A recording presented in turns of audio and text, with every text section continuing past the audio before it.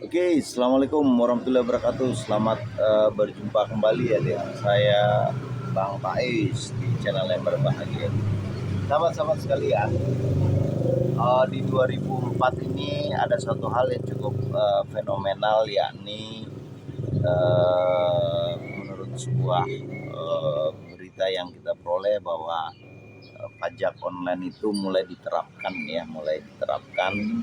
Jadi seller-seller itu sepertinya akan dikenakan pajak lagi untuk pajak penghasilan ya, atau pajak pendapatan yang sekitar 11% dari omset yang kita peroleh. Nah, sahabat-sahabat sekalian, hal ini dimulai dengan diperiksanya beberapa rekan-rekan kita yang seller besar ya, yang omsetnya udah tembus pastinya itu 4,5 M ya. Jadi mereka juga bingung ya, kalau memang kalau rata-rata kan margin yang kita peroleh kalau pemain besar itu kan bisa cuma 5%, paling lebih 10% ya, kadang-kadang jual uang barang.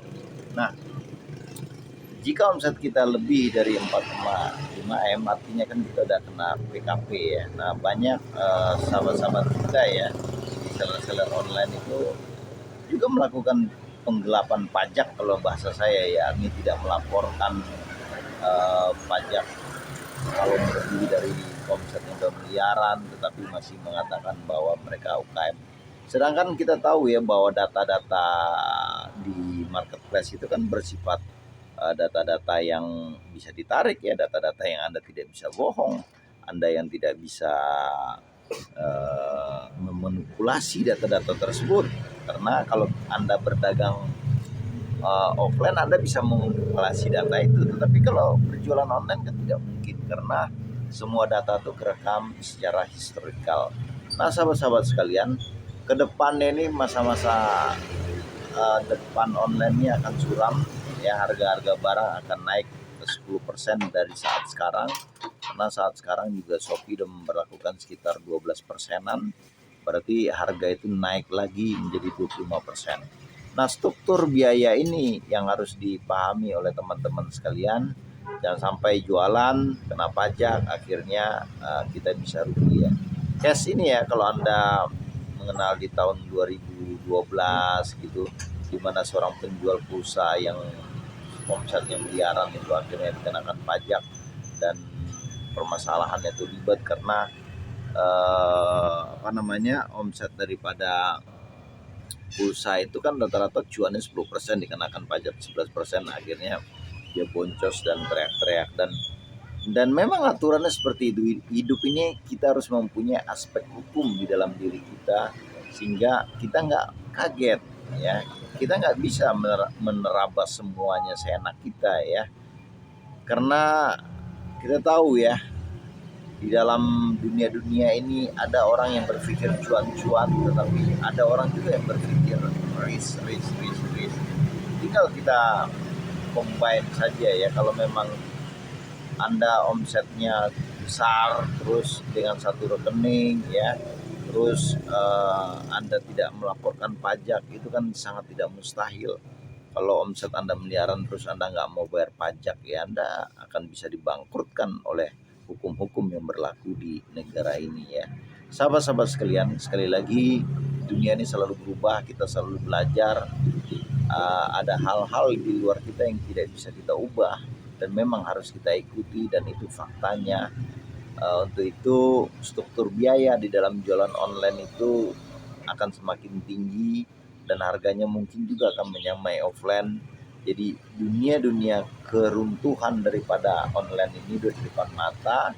Kalau pajak itu diberlakukan secara masif, artinya makin sedikit orang yang akan jualan di online, dan makin sedikit pembelinya karena harga-harganya cenderung untuk sama dengan harga-harga offline, bahkan bisa lebih mahal ya. Oke, sahabat-sahabat sekalian, demikian analis saya ya tentang masa depan jualan online di mana pajak diberlakukan ya.